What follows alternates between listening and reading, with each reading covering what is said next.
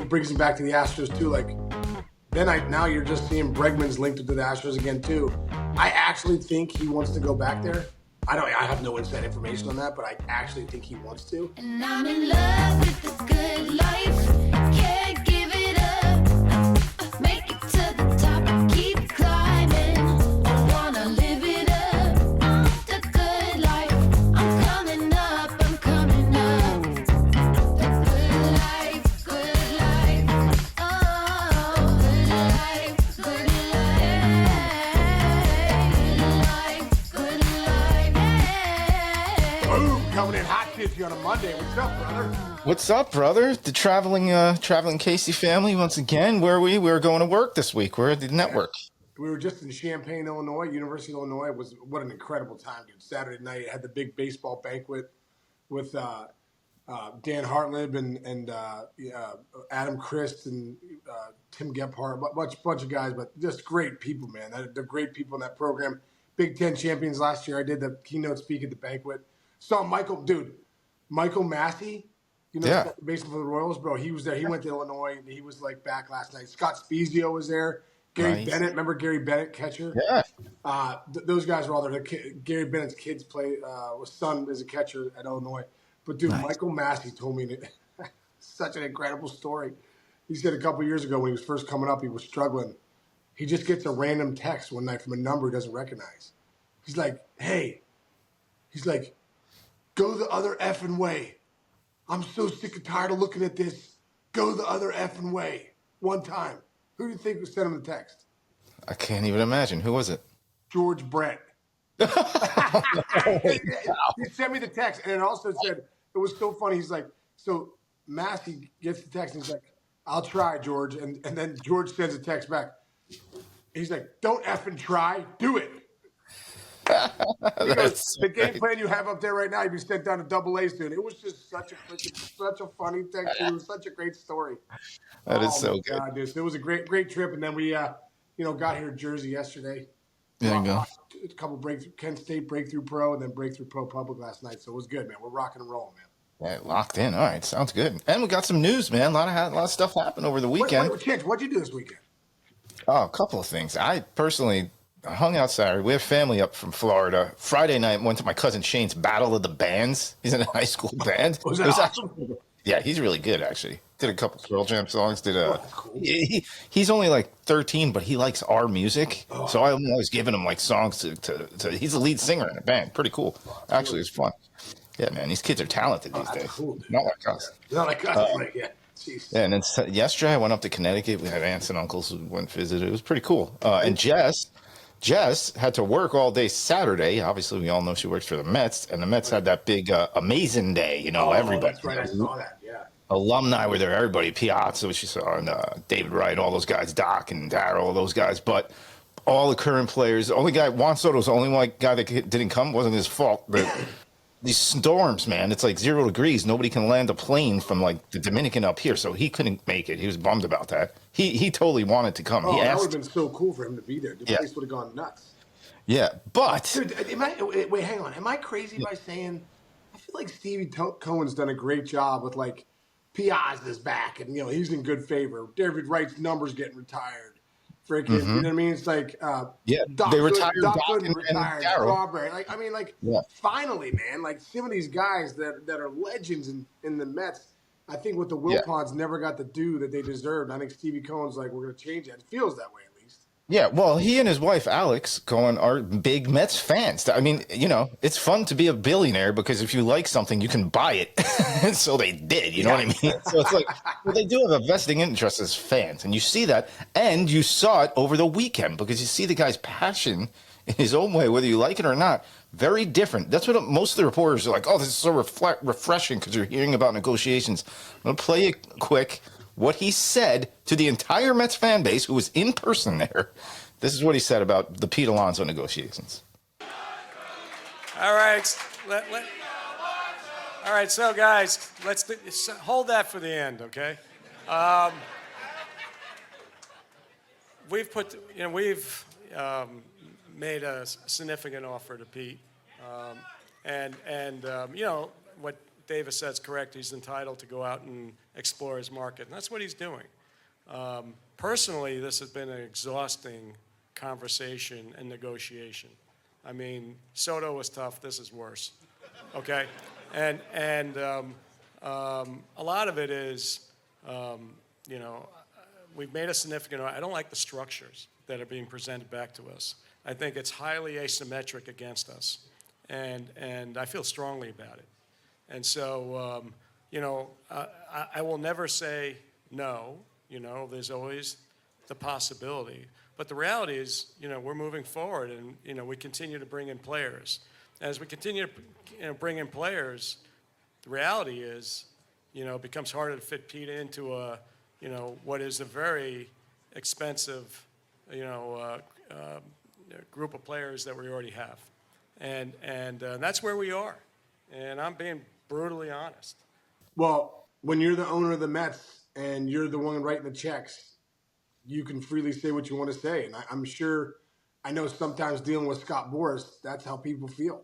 You know what I mean? It just becomes like you feel like you're putting something fair out there. You can't get it done. And I think that's why in these last few years you've seen, some contentious – over the years you've seen contentious things with Boras. But in these last few years where the clients are being evaluated differently, players are being evaluated differently by the clubs, I think sometimes Scott can be like, no, it's worth this, and the clubs are saying, no, not in 2025, it's not. And I think that's the thing. And it sounds like Stevie Cohen loves Pete Alonso and actually wants to get something done, but not at the price or the terms that Boras wants.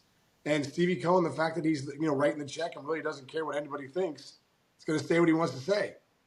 Yeah. And the other thing is, I always go back to, you talk about when you had to do your arbitration case, and that is like business. It's business. And business is not pretty, man. And negotiating, these guys who make these deals, and I'm sure Steve Cohen has made a deal or two in his career, and so has Scott Boras, obviously, two heavyweight fighters in a negotiation. That's why I think we as fans, we sit there and we're like, oh, this must mean it's completely over. I don't think I think these guys, they'll make this deal. And if he winds up back at the Mets, there's going to be no bad blood. It's just how business operates. And it feels weird because as humans, we're a certain way. But it's X's and O's the same way it's X's and O's on a baseball field. And I think this doesn't say, oh, he's definitely not going back to the Mets. I think we're just the audience is getting to see this stuff and what happens in the dirty parts of business. Yeah, and the problem is, you can say all you want. It's not personal. It's business. But like, as a human being, you want to feel valued. You want to feel appreciated. At the end of the day, that's one of the things we all want, and we all want to feel like we're welcomed. We're part of a tribe. Alonso's been with the Mets all those years. I'm sure there's a frustration too on both sides, on Stevie Cohen's side and Alonso's side, to be like, man, I've done so much for you guys these last 6 years, and I'm one of the best home run hitters of all time. With the Mets, I came up with you guys. So I'm sure there's part of that where Alonso's, maybe bothered they're not getting a 3 for 90 or there's not a certain number they're not getting to. Because, right. I remember even going to arbitration one year. I'm like, can you get a little more? And it's like, no, we can't. I'm like, why? For me, it was it was 100,000. Could you get 100,000 more? Like, no. And it's like, it's this is obviously 20 more million, which is a totally different ballgame. But at the end of the day, dude, for the player, it feels personal and business. So there definitely is a ruffling of the feathers. But when you have an agent like Scott Boras, you have to know as a player, it's not going to go, super smooth. Yeah. I mean, that's where they're at, and hey, they're not stopping here. Like, it's not like Pete's still got to look out for himself, So he met with the Angels last week. Look, again, each side has their own set of circumstances they're dealing with, and see what happens. I think it's still wide open wherever he lands. What team, Blue Jays and everybody, we'll see. Two teams that are simpatico, as we say in the Italiano language, right now are the Cubs and the Astros. Dealing again. Ryan Presley waives his no-trade clause, approves a trade from the Astros to the Cubs. What are your initial thoughts on that? I think it's a good sign for the Cubs. It seems like the Cubs are making some deals. Obviously, any back end of the help in the bullpen is a great thing, and Ryan Presley's been one of the best for the last few years. It is interesting. Kyle Tucker's there now. It's starting to feel like the Astros are going over to the Cubs. Those are two pretty big names that are switching teams there. It's a nice pickup. It's a nice pickup for the Cubs. I like what they're doing. I like what Jed Hoyer's doing. That's going to be a really good team this year. And it brings me back to the Astros too. Like now you're just seeing Bregman's linked to the Astros again too. I actually think he wants to go back there. I have no inside information on that, but I actually think he wants to. And now the fact that something hasn't gotten done yet with like the Red Sox or you know what I mean, I just feel like if the Red Sox wanted him that bad, this would have been done. And then now that the Astros are back in it, there has to be a number they saw and go, okay, we could figure that out. That's not. Yeah, give us a second. Yeah. Give us a second. I think. Give us a second. We can get down to that number. So, and maybe up from the number we were at. So that's where, and then also Bregman's been there his whole career. There's something about they love him there. The grass isn't always greener. Champion there. He's been a champion there. He's been a champion. He's been the guy too. So like, when I'm seeing that now, I have to think that Bregman's got a good shot to go back to the Astros. Now you're seeing all this stuff happening. Yeah, I mean, and back to the Presser thing, like his wife Kat, posted this really nice Instagram story with their little kids on the field, and she's like, "This has been the most difficult decision because he had to wave the clause. I mean, it was on him by the time it happened." And dude, like you said, going back to the Alonso thing, where you're saying there's human emotion. There's human emotion when you're uplifting your family. You've had to do it, right? Like, talk about that, like how that works. Dude, it's not just you at this stage. You know what I mean? Not just you at this stage. Everybody's got to be on board. And that's a big reason you do the no trade clause because you're like, you know what? I'll sign here, but I like it here, and my family's here, my kids are in school, and I don't want to uproot everybody, and it's a big deal. So, like I said, also too, when your team wants to trade you, that doesn't feel good either. So like you got the no trade clause, but now you're going to go back to spring. Like I look at Arenado and I'm like, I can't believe he's still a Cardinal because. Right. They've been trying to trade him. They had a trade done with him to the Astros. He nixed it. Like, that's still a yucky place to be. Like, going to a place where they don't really want you and they want to try to get rid of you. Like, so if I'm Presley and they're trying to trade me and they're asking me, I'm like, I'll take it. Yeah. And the fans, they feel a certain way too. And funny question, Jess brought this up to me actually yesterday. We were driving up to Connecticut to visit family, and she goes, "So the Mets host the Blue Jays." Opening week of the season. What? So let's just say, just a hypothetical here. Pete Alonso goes to the Blue Jays. His first at bat at Citi Field. Would you feel like looking at all the negotiations, how they've gone, and what he turned down earlier, but how he does want to be met, all this stuff? Would you hedge your bets on Mets fans booing Pete Alonso if he comes in as a Blue Jay, or cheering for him? I think they're going to cheer for him. Because even in this whole thing, it kind of seems like they're shortchanging him a little bit. Don't you feel like 3 years? Yeah, well, 3 years. I know they offered him 7 for 158, but if you're Pete Alonso, you're in the middle of one of your best years. You're hitting over 40-some homers. You're thinking you're 1 year away from free agency. I understand. Yeah, that first I understand.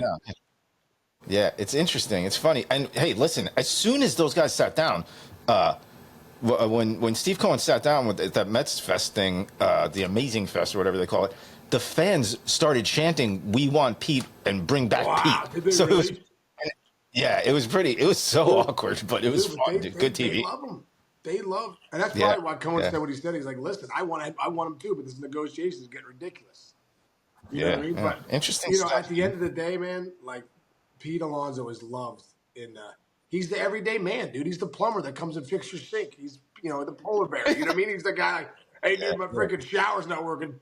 Pete Alonso's the guy that comes over with his butt hanging out and freaking, changing things. That's what he is to the Met fan base. Guy's a hard-working, take your lunch pail to work kind of guy. He's the Mets kind of guy. He's going to be beloved. Yeah, that's a great analogy. Yeah, well, you got the Sean Casey. That's coming from Sean Casey, the mayor. Nobody's more beloved than the mayor. You got a double dip, a double dose double stuffed Oreo Brian Kenny today, That's dude. right. Top 10 first baseman now we're doing, which is going to be great. I'm going to love that show. And then we got a little StatCast show we're doing too, like best. Yeah, give us a hint. Is it tough? Is the top? What is it? A tough list, the first baseman? Or you're pretty locked in? You're comfortable? You know what? I must admit, I'm like a little spoiler alert maybe for us, but I got Vinny Pasquantino in there, and I know, and the shredder doesn't even have him close, but I do. 97 stakes, only struck out 71 times. I like what he means to that clubhouse. I like what he means to that team, and so I snuck Big Vinny in there. He's in the mayor's office. That's good. That's good. Don't let the shredder intimidate you, man. The shredder's getting taken a lot of hits these past couple weeks. The shredder shortstop list is getting decimated all over the country by fans. Yeah. When you get there, go look at it. It's a very yeah. But I'm gonna watch that thing. That's gonna be great. Great to see, dude. All right, enjoy that. We got a lot of busy week. Sean's locked in. We're getting ready, dude. Pitchers and catchers coming soon. Great time of year. Guys are getting ready to go. It's gonna be great. Dude. It's gonna be great. Yeah, all right, have a great day. Love you. Have a great rest of the day. Everyone out there, appreciate you listening. We'll catch everybody tomorrow. Thanks.